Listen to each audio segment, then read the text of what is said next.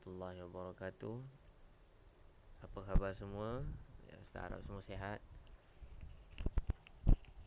Okey, hari ini kita nak sambung pelajaran kita rukun iman. Yang kita dah belajar ada berapa? Yang pertama beriman kepada Allah, yang kedua beriman kepada malaikat. Malaikat ada berapa? Ustaz dah beritahu ada 10. Dan nama-nama dan tugas-tugas dia. Ustaz harap kamu semua hafal. Okey, yang ketiga beriman kepada kitab. Ni kitab. Okey, beriman kepada kitab. Ada berapa kitab yang Ustaz bagi tahu? Ada 4. Ada kitab ada 4 dan diturunkan pada nabi yang dipilih. Seperti contoh kitab Al-Quran kepada Nabi Muhammad sallallahu alaihi wasallam. Okey. Kita habiskan tajuk beriman kepada kitab dulu. Okey. Kita tengok dekat sini. Allah telah menurunkan kitab-kitab kepada para nabi dan rasul. Macam Ustaz cakap bagi tahu hari tu. Kitab Taurat Nabi Musa, kitab Zabur Nabi Daud, kitab Injil Nabi Isa, kitab Al-Quran kepada Nabi Muhammad sallallahu alaihi wasallam. Untuk apa kitab-kitab ni? Kitab-kitab ni yang Allah turunkan, Allah bagi dekat manusia ni untuk apa? Tengok dia tulis apa di sini. Menjadi panduan kepada manusia. Menjadi panduan. Kita kena ikut Al-Quran supaya hidup kita ni lebih selamat, lebih teratur. Seperti contoh, kalau kita beli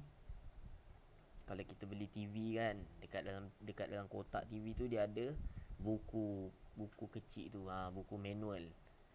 Buku tu nak bagi tahu cara nak pasang TV macam mana, wire dia cucuk dekat mana. Macam tu juga dengan Al-Quran. Jadi kita kena ikut Al-Quran, apa yang Allah turunkan Al-Quran pada kita, kita kena ikut semuanya. Faham? Menjadi panduan kepada manusia. Okey, kemudian yang ketiga, mengandungi perintah, larangan dan janji yang baik dan buruk serta kisah-kisah. Al-Quran ni bukan sekadar kita nak baca je, baca tu dapat pahala.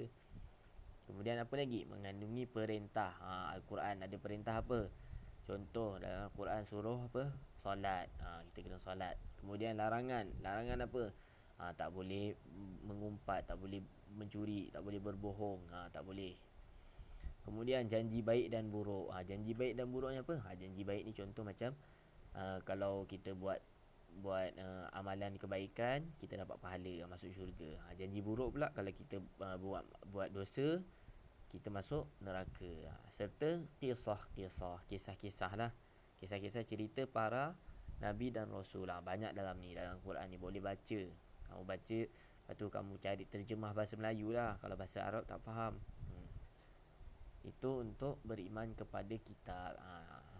Ingat tadi apa tadi? Ada berapa kitab? Ada 4. Kemudian ada apa dalam Quran tu?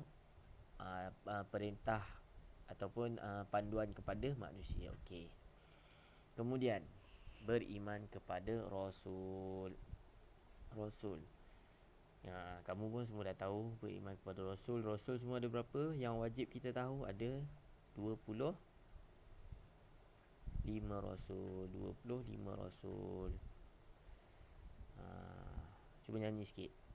Adam, Idris, Nuh, Hud, Saleh, Ibrahim, Lut, Ismail, Ishaq, Yaqub, Yusuf, Ayyub, Syuaib, Musa, Harun, Zulkifli, Daud, Sulaiman, Ilyasa, Yunus, Zakaria, Yahya, Isa, wal akhirul khatimul anbiya, Muhammad al-Mustafa.